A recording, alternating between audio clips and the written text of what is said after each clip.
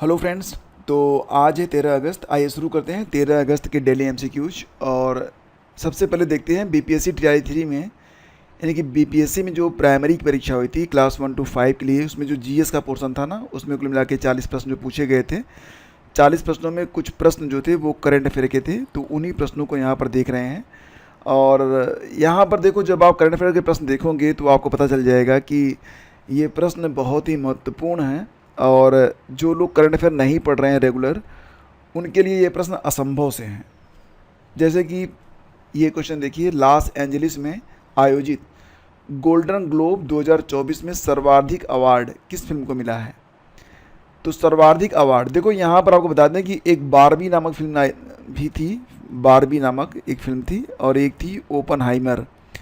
तो बारबी जो थी ये 9 इसको नॉमिनेशन मिले थे, 9 नॉमिनेशन। ओपनहाइमर को 8 मिले थे। लेकिन प्रश्न है कि सर्वाधिक अवार्ड तो ओपनहाइमर ने जीता था, यानी कि विकल्प सी इसका करेक्ट है। ठीक है। तो गोल्डन ग्लोब्स 2024 अवार्ड के बारे में बहुत ही डीप में जाके प्रश्न पूछा गया था। ये क्वेश्चन देखिए, 22 अप्रैल को मनाए जाने वाले पृथ्वी दिवस का संबंध क्या है? बस इतना ही लोग पढ़ते हैं ना कि पृथ्वी दिवस कब मनाया जाता है, और आप उत्तर जानते हैं 22 अप्रैल। तो लो, ये प्रश्न में ही आ गया। अब पूछ रहे हैं कि रीज़न क्या है? तो रीज़न था वातावरण से संबंधित जागरूकता। और पहली बार देखो इसे मनाया गया था 1970 में, तो ये भी ध्यान देना आप लोग। अब जो प्रश्न है ना, बहुत ही डीप में पूछे जा रहे हैं। अगला क्वेश्चन है, 18 फरवरी 2024 को श्रीहरिकोटा में ही है आपका ना सतीश धवन अंतरिक्ष केंद्र। तो वहीं से सतीश धवन अंतरिक्ष केंद्र से अंतरिक्ष में भेजे गए इनसेट 3DS, बात हो रही है यहाँ पर किसकी? इनसेट 3DS के बारे में, कि ये जो इनसेट 3DS है ये किस काम के लिए भेजा गया था? तो इसे भेजा गया था मौसम विज्ञान के क्षेत्र में काम करने के लिए। तो ऑप्शन सी इसका करेक्ट है। अभी तक आपसे क्या क्या क्वेश्चन होते थे कि पहला कौन सा था, अंतिम कौन सा था, ठीक है। लेकिन अब पूछ रहे हैं कि ये तो इनसेट मतलब पूरा नाम दे दिया है, जो टफ वाला पोर्शन था उसको यहीं पे दे दिया है। रीजन पूछ लिया है आपसे कि क्या कारण था जिसके लिए इसको भेजा गया है। आदित्य L1 के बारे में भी आपने खूब पढ़ा होगा, ठीक है। आपको क्या याद है? आपको बस इतना याद होगा कि आदित्य L1 जो है ये इसरो का एक सूर्य मिशन है। इतना पढ़ के आपने छोड़ दिया होगा। यहाँ पर देखते हैं, पहला है कि आदित्य L1 लैंग्रेजे पॉइंट 1 पर 6 जनवरी 2024 को पहुँच गया था। आपने क्या पढ़ा था? आदित्य L1 क्या है? इसे इसरो ने लॉन्च किया है और ये एक सूर्य मिशन है। बहुत याद होगा आपको। तो ये याद होगा कि लैंग्रेजे पॉइंट क्या होता है, इसको L1 कहते हैं, ये क्या है। अब यहाँ पर देखेंगे तो पहला पॉइंट है कि आदित्य L1 लैंग्रेज पॉइंट 1 पर 6 जनवरी 2024 को पहुँच गया, करेक्ट है। इसमें 7 पेलोड लगे हुए थे, ये भी करेक्ट है। इसमें जो 4 पेलोड हैं, 4 पेलोड जो लगे हुए थे वो सूर्य की तरफ थे, बाकी 3 जो थे वो आसपास देख रहे थे। और आदित्य L1 में यान के डेक पर एक मैग्नेटोमीटर लगा हुआ था। इसमें 6 मीटर और 3 मीटर की दूरी पर 2 मैग्नेटोमीटर सेट किए गए थे, ये भी सही है। और आदित्य L1 में विजिबल एमिशन लाइन कोरोनोग्राफ प्रतिदिन 1440 फोटो पृथ्वी पर भेजेगा, ये भी सही है। तो मतलब इसमें जो सही हैं वो सारे सही हैं। तो उपयुक्त में से एक से अधिक किसका उत्तर बनेगा? Option D. आपने देखा ना आदित्य L1 से कितने खतरनाक क्वेश्चन एग्जाम में पूछे जा रहे हैं। फिर देखिए, निम्न में से कुल कितने लोग 26 जनवरी 1950 से लेकर 2024 के प्रारंभ तक बिहार के मुख्यमंत्री बने? तो कुल मिला के अब तक 23 लोग बने हैं। ऑप्शन ए करेक्ट है इसका।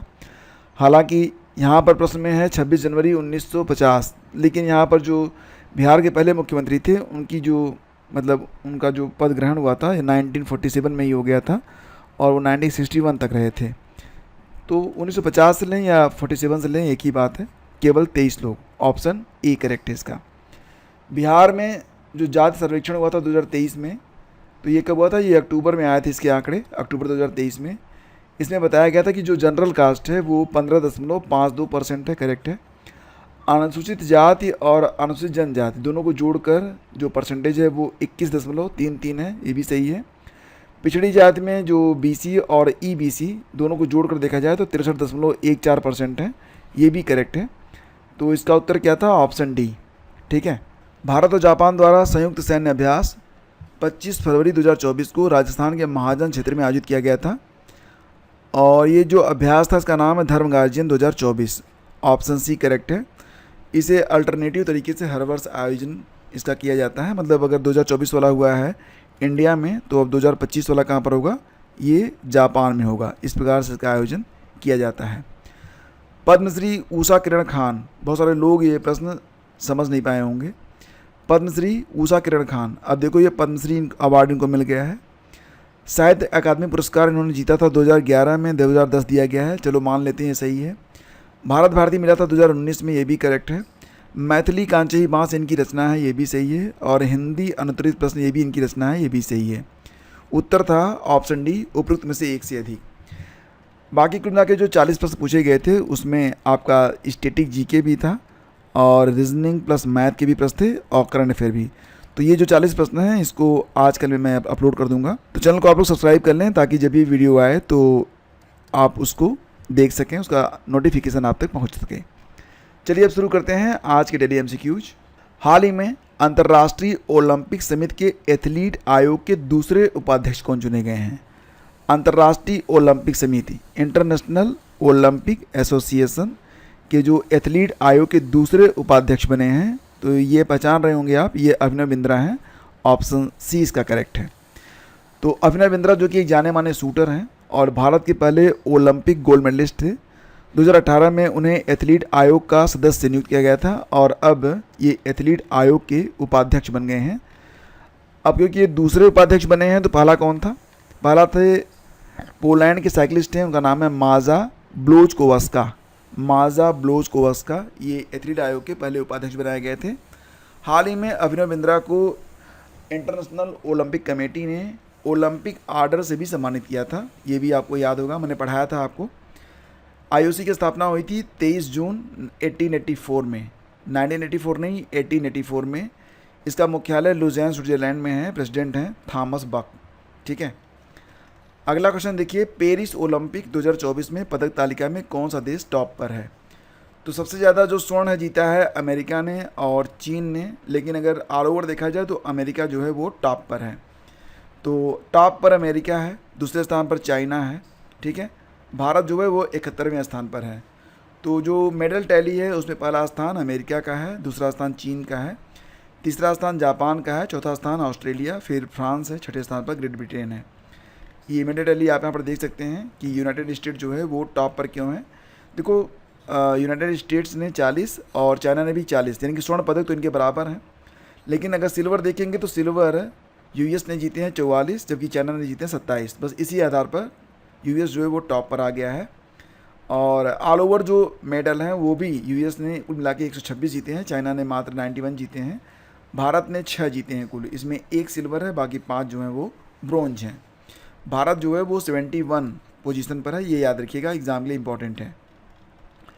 हाल ही में हिम उन्नति योजना किस राज्य ने शुरू की है? हिम उन्नति योजना से बस आपको क्लियर हो जाएगा कि इसे हिमाचल प्रदेश ने शुरू किया है। तो इसका उत्तर बनेगा हिमाचल प्रदेश।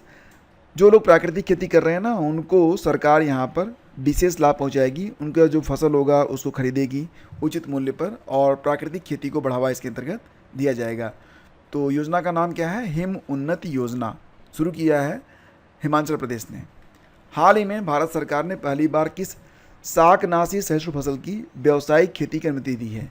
तो देखो ये शाकनाशी सहिष्णु फसल है, यानी कि इस पर क्या होगा कि जब आप फसलों पर छिड़काव करते हैं पेस्टिसाइड्स का, कीटनाशक का, तो बहुत सारे पौधे भी उसमें समाप्त हो जाते हैं। लेकिन ये जो पौधा है धान का, ठीक है, ये इस पर इस दवा का कोई प्रभाव नहीं पड़ेगा, यानी कि पेस्टिसाइड्स का कोई प्रभाव इस पर नहीं पड़ेगा। इसको नाम दिया गया है HT बासमती चावल और इसकी 2 वैरायटी जो हैं जारी की गई हैं। हाल ही में भारत सरकार ने पहली बार शाकनाशी सहिष्णु, तो HT का मतलब क्या हो जाएगा? Herbicide tolerant, HT herbicide tolerant basmati चावल की 2 गैर ट्रांसजेनिक किस्में, पहला है पूसा बासमती 1979, दूसरा है पूसा बासमती 1985 की व्यावसायिक खेती को अनुमति प्रदान कर दिया है। हाल ही में किसे नया कैबिनेट सचिव बनाया गया है? तो ये सबसे बड़ा पद होता है कैबिनेट सचिव का पद। तो देश के जो नए कैबिनेट सचिव बने हैं ये हैं TB सोमनाथन, 1987 बैच के तमिलनाडु के एक IAS अधिकारी हैं और इनको देश का नया कैबिनेट बनाया गया है। इन्होंने किसका स्थान लिया है? तो राजू गौबा का। हाल ही में राजू गौबा जो थे वो रिटायर हुए हैं। हाल ही में मेगा सैटेलाइट तारामंडल G60 किसने लॉन्च किया है? तो मेगा सैटेलाइट तारामंडल G60 को लॉन्च किया गया है चीन के द्वारा। तो ये याद रखिएगा कि चीन आने वाले समय में बहुत सारे सैटेलाइट जो है वो लॉन्च करने की योजना पर भी काम कर रहा है। भारत ने किस देश में UPI सेवा को शुरू करने की घोषणा की है? अब तक भारत की जो UPI सेवा है उसको दुनिया के कई देश अपना चुके हैं, और हाल ही में आपको याद होगा कि हमारे जो विदेश मंत्री हैं S जयशंकर, ये गए थे मालदीव। तो मालदीव में भी इन्होंने UPI की सेवा को शुरू करने के लिए समझौता कर लिया है। तो बहुत जल्द आपको मालदीव में भी UPI सेवा का लाभ मिलने लगेगा। मालदीव की राजधानी कहाँ पर है? माले है। प्रेसिडेंट कौन है? मोहम्मद मुइज़्ज़ू है। अब आप लोगों के लिए यहाँ पर एक प्रश्न है कि वर्तमान में जो बांग्लादेश है उसके जो राष्ट्रपति थे उनका नाम क्या है, आपको ये बताना है। हाल ही में भारतीय वायुसेना ने किसे अस्त्र मार्क 1 मिसाइलों के उत्पादन की मंजूरी दी है? अस्त्र मार्क 1 मिसाइल जो हैं ये बनाएगा कौन? BDL, Bharat dynamics limited. कुल मांग की गई है 200 मिसाइलों की। ये जो अस्त्र मार्क 1 है ये क्या है? तो देखो, ये beyond visual range air to air missile है। इसकी रेंज होती है 80 से 110 किलोमीटर और स्पीड होती है 4.5 मैक। मैक का मतलब क्या होता है? देखो, एक मैक का मतलब होगा जो ध्वनि की रफ्तार होती है उसके बराबर, ठीक है। 4 मैक का मतलब हो गया यहाँ पर कि ध्वनि की रफ्तार का 4 गुना, और 4.5 मैक है इसका। तो ये ध्यान रखिएगा आप। तो दोस्तों, ये थे आज की डेली MCQs। छोटा सा सेशन होता है लेकिन ज्ञानवर्धक होता है। अगर आप चैनल पर पहली बार हैं तो इसे सब्सक्राइब जरूर करिएगा चैनल को, और वीडियो को लाइक और शेयर कर दीजिएगा। Thank you.